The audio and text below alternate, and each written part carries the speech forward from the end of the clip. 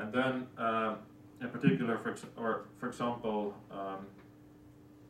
Aij, which is this the metric of the vectors, is defined as a derivative with respect to the scalars. And there's a log ln of this function. So that's an example that this A is determined in terms of this CIGK. Now it's a bit more complicated because there's a ring here. So what does this ring here mean? This means that a ring is actually a specific solution to a hypersurface. So basically, you have to constrain. It's constrained. You constrain this pre-potential to be equal to 1, and then you plug back the solution, and that's how you get the A with the ring. But it's an algebraic problem. Essentially, everything is determined in terms of the C, which is the main point. Also, G is determined in that, and I'm not going to explain how it is determined. But the point is that there's a function here, which is a 3-point function. There's an amplitude which is proportional to the CHK, and once you compute that 3-point amplitude, then you know exactly which theory you're talking about. And that's the interesting point, because it's not so hard to compute 3-point amplitudes. 4-point amplitudes, they're a big mess, but the 3-point amplitudes are very straightforward to compute. And that way we can tell exactly which of the n equals 2 superdiagonal series we're talking about. So this is just the 11 supervisor reduced on Claudio. Yeah, it's the standard theory. I'm not an expert at this at all. We should probably know this, but I have my collaborators which are experts. So how did you generate the Levi-Civita? How did this term arise? Yeah, from the double copy. Yeah. Okay, good question. So this term is here. So this is actually this is the ungauged case. This is just a Yang-Mills-Einstein supergravity. So this is here. For example, this is here just an ordinary n-equals 8 supergravity. This term is there because n-equals 8 supergravity also has vectors in it. So that term is there.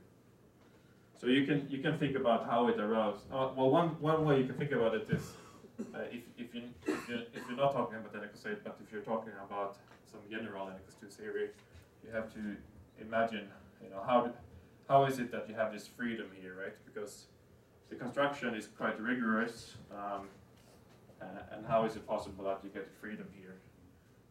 Well, you know that there is some freedom. If you take a gauge theory, there's freedom in writing down certain terms. For example, the Yukawa coupling has a lot of freedom. And indeed, you can convince yourself that this, you can think of as a double copy of the Yukawa interaction. And that's how this freedom arises. No, but I mean, this is just a product of 3-point amplitude. Yeah, so it's a product of... So how do you generate a Levi-Civita in a product of 3-point amplitude? It's because some of these vectors are actually tensors from a higher dimensional point of view, from 4 dimensions. And tensors you can generate as Fermion double copies. So that's it comes from that. So this comes from so spinor identities. Yes.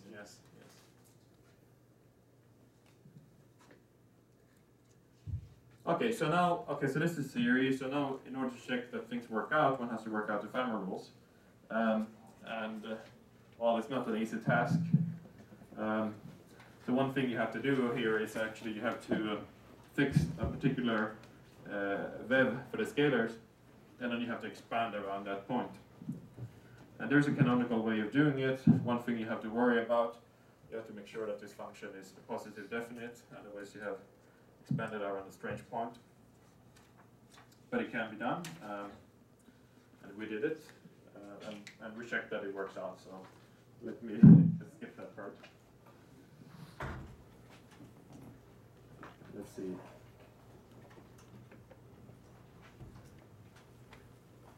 And we also checked, of course, when you dimensionally reduce this to 4 dimension, that it still works. And that's sort of trivial.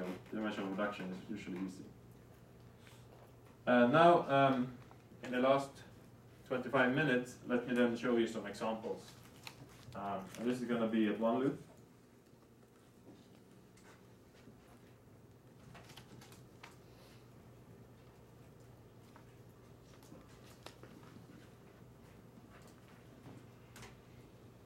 Oh wait, I forgot to say one thing. So I was not actually saying exactly which theory we're talking about because of the C tensor, right? So that's the thing we had to check. Exactly which theory did we get?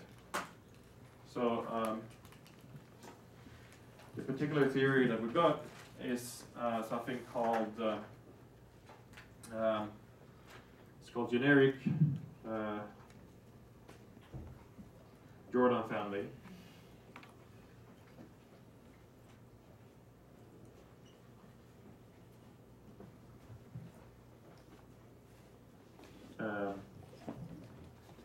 Then it goes to no, sorry, Yang-Mills-Einstein supergravity, and this is just one particular way of supersymmetrizing Yang-Mills-Einstein gravity. And it's actually the standard way. This is a standard, well, I think this is, some authors, some people in the literature, this is their favorite, and it goes to super Yang-Mills theory. Sorry, Yang-Mills-Einstein supergravity. So this is the standard one. This comes with an infinite, this is family, so the family is just the number of vectors that you have in the theory. And this has a nice coset space and so on, but I'm not going to talk about that. There's also another family, which is called the generic non-Jordan family, so there's basically two cases. And that one we don't know exactly how to get at the moment, but we hope in the future to work out the details of that case. Wait, so sorry, Yeah, so this, oh, okay, I didn't say what the C10, well, the C10 is, I don't know if that's enlightening what it is, but it is, let me write it here and then erase it again. So this pre-potential is essentially, it's psi 0, and then psi 1 squared minus psi 2 squared minus psi n squared. So that's what it is. So sorry. Previously, in the phi cube theory, there's this capital F ABC. Is that related to CIGK? No. So this is actually an ungauged. This is Maxwell-Einstein supergravity. So there's more terms here. There's more terms here, which are in particular are proportional to FABC, right? Yeah. So what we are saying is that you get this special CIGK. You don't get just any CIGK. No, so we get this special CIGK.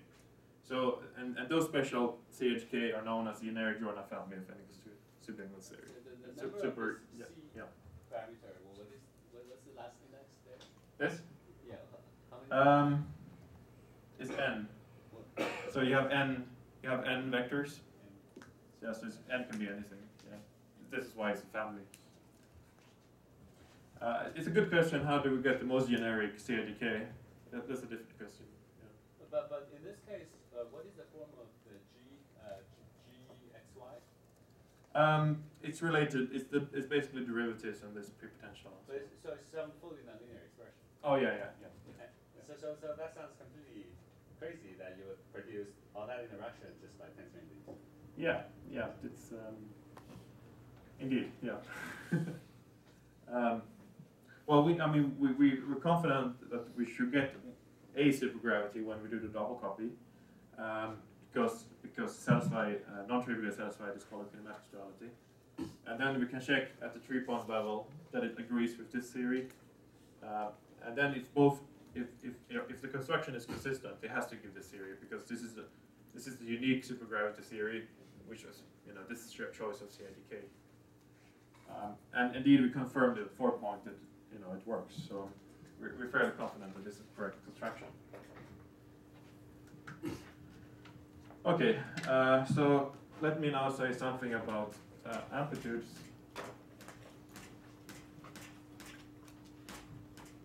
What's the analogous 4D story? The 4D story is just dimensionally reduced to theory. I see. You said the CIJK would just be Yeah.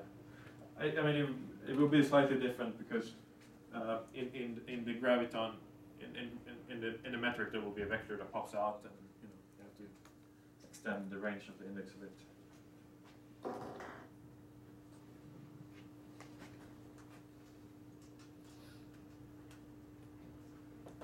Okay,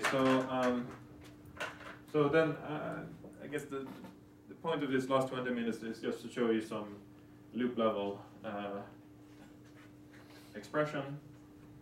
So in particular, the standard amplitude that we always seem to calculate over and over again is the 4-point one loop.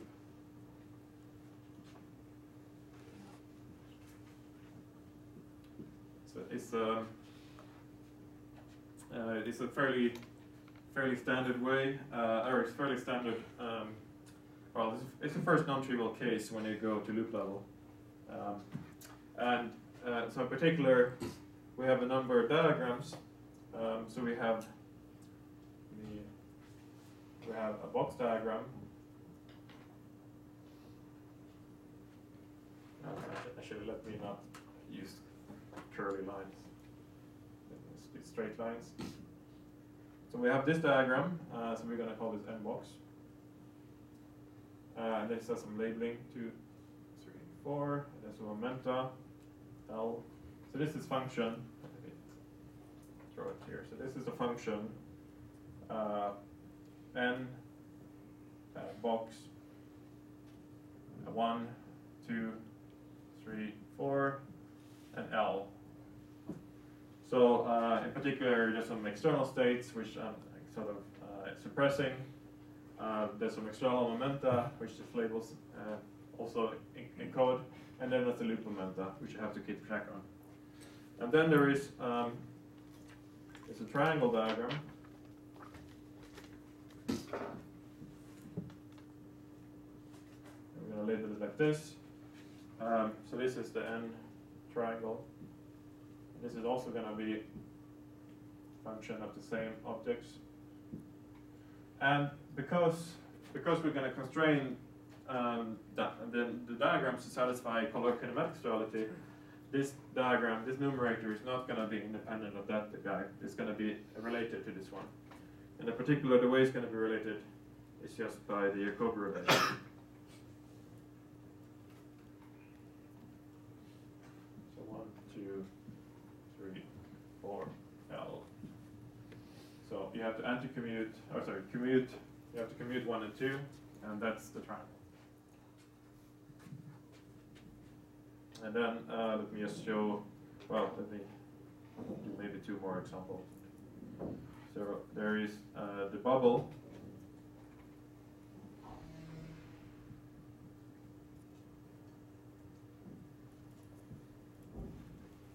Which is, you can probably guess what it's going to be. It's going to be 2 commutators, 1 and 2, 3 and 4, and then L. And then let me give another example. So for example, here is this guy, which you have to, it doesn't actually contribute to the amplitude in the massless theory, but one has to worry about it. So let me just draw it. So we're going to call it snail. Or you can call it bubble and external leg. 1, 2, 3, 4, L. So this is also related to the box, and it's going to be nested commutator. So first commuting 1 and 2, and then commuting this with 3 and L. Oh, sorry, 4 and L.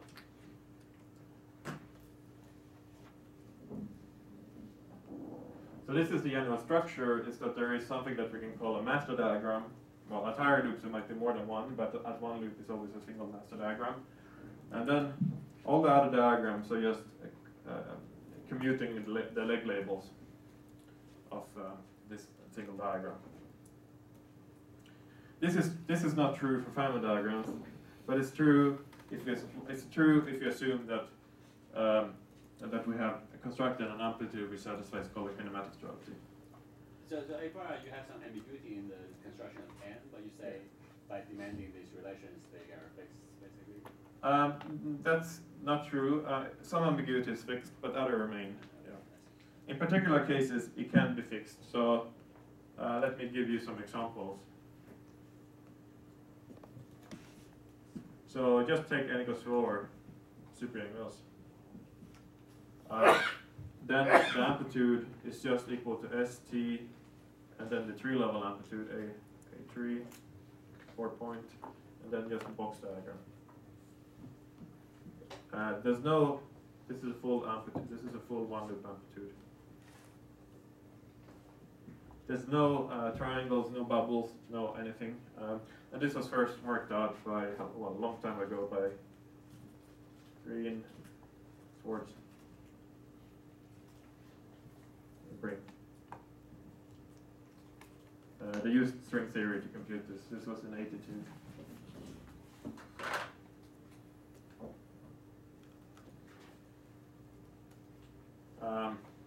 Okay, so this still has to be true. So we can, for example, check. If we assume that this is the correct numerator, what is the corresponding triangle numerator? So in fact, although it's not clear from this expression, this prefactor here, which is the numerator, is totally symmetric.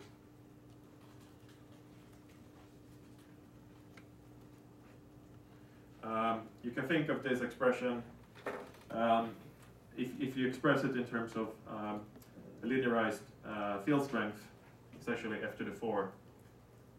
So it's a totally symmetric object. And therefore, when you try to anti-symmetrize it, you actually get 0. So this actually satisfies color kinematics duality. Another very simple example is in QCD. So QCD,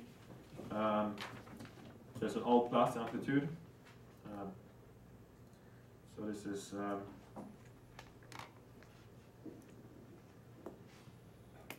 so just put all helicity to be plus. So this amplitude is 0 at tree level. So you can think of this amplitude as being an anomaly at loop level. So that's why it's very simple. So give me some more space here. So this has a numerator which in the spinor listed notation is this.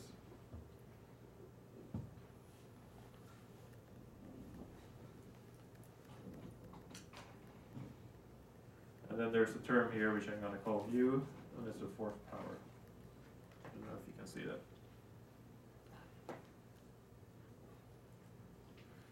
So mu here is equal to the loop momentum in 4 dimension minus the loop momentum in any d dimension. It's slightly different.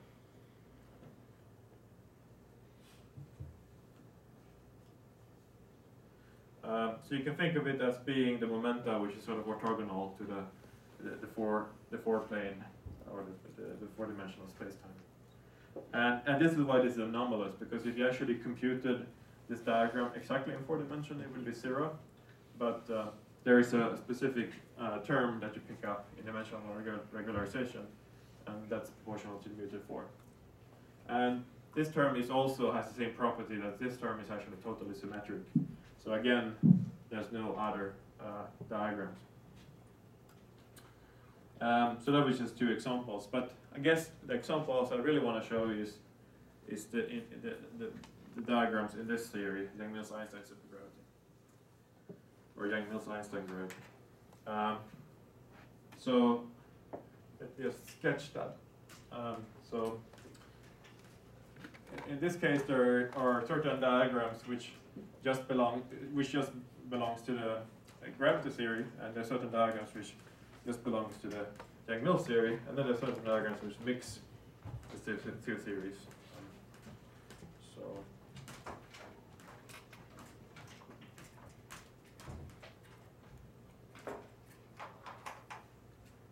So let us start with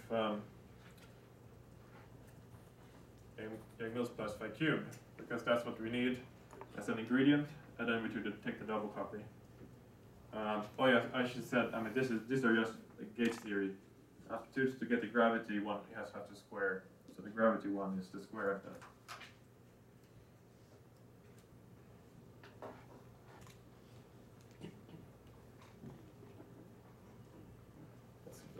That's the all plus gravity in Einstein gravity, and this is the all plus n equals 8. Okay, so what about in this theory? So now let me actually use notation which clarifies which field we have. So first of all, we have a contribution which is scalars. So all of them are scalars. And this is going to be proportional to lambda 4. And then we have a contribution. So I'm going to pick all the external legs to be scalars just to simplify the calculation. But on internal legs you can have anything. So here you can have a gluon. So this contribution is going to be lambda square g squared. Because it has two Yang-Mills coupling constants, and then you have two phi cubed coupling constants. And then the last one is,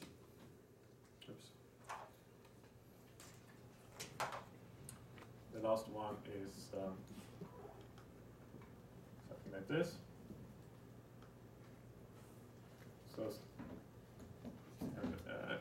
gluon exchange, and then you have scalars like this. So this is just Yang-Mills theory itself. So this is g to the 4.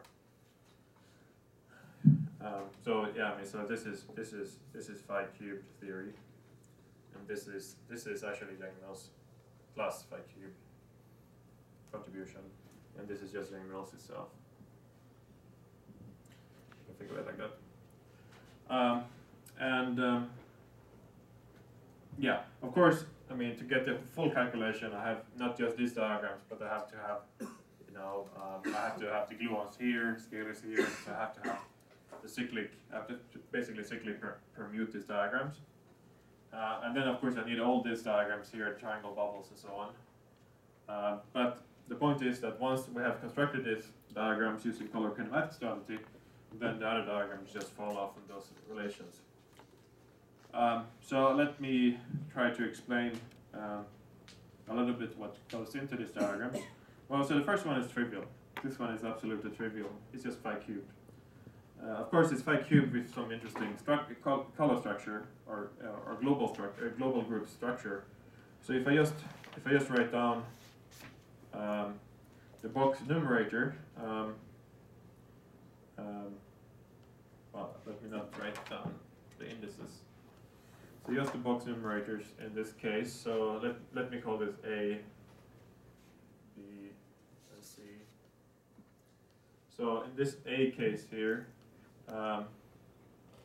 we will have first of all lambda 4, and then we will have these F's. F, A, B, C. Wait, maybe I should do it in a smarter way. B, A1, C, FC, A2, D, F, D, A3, E, FE, A4, and then B, I guess. So this is just, I mean, I call it numerator here. You might say this looks like a Hollow factor. Indeed, it looks like a Hollow factor. But this is from the point of view of this theory, these are just the global group structure constants. And okay, so that of it was easy. How about this one? So this one is actually the two theories are talking to each other. So this is a bit more intricate. So I don't think I have time to write it down, but I can sort of sketch what sort of terms show up.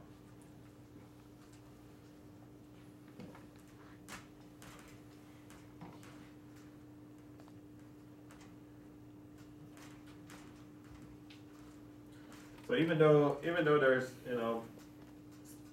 scalars interacting, and scalars are usually simple, the structure of these functions are kind of intricate.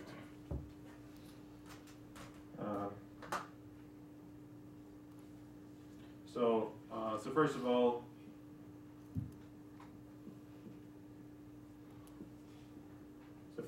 there are terms. Well, first of all, the whole thing is proportional to g squared lambda squared.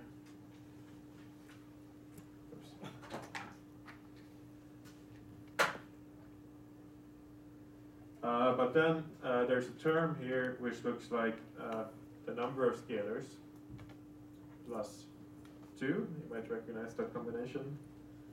And then there are things which are basically ff. So these are the structure constants.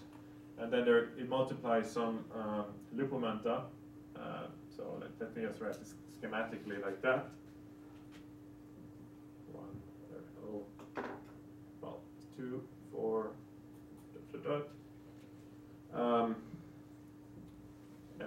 F. And then there are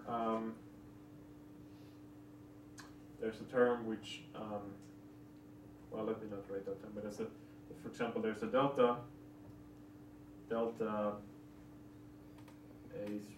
A4, and then there's a trace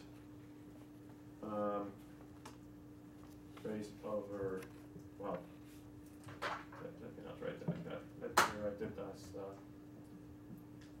well, let me write it like that actually. So it's basically a trace over F.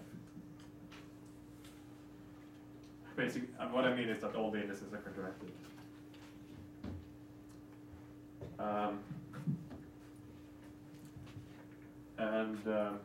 Well, it goes on, and then there are, well, I think that's probably enough. Yeah, it's basically this kind of structures, and then it goes on forever. But the point is that there is various different objects that shows up, and then when you take the double copy to get your gravitational, so maybe I should explain that a little bit in the last minute. So then to actually get your gravity theory, so let me just take case B. So if I denote the graviton by like a photon propagator, then, no, sorry, the other way around, actually.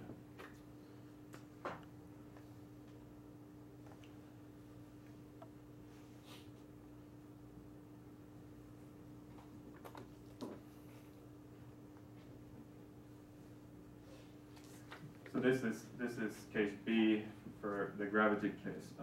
So this is supposed to be just some Yang-Mills theory.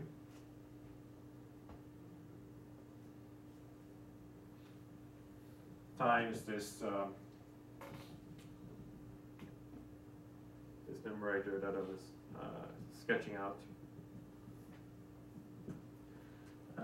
So this is known in literature for various different degrees of supersymmetry, and this is something that we calculated here. But the thing is, when you take the double copy, then, for example, this number here, this becomes the number of vectors. This becomes the Yang-Mills structure constants.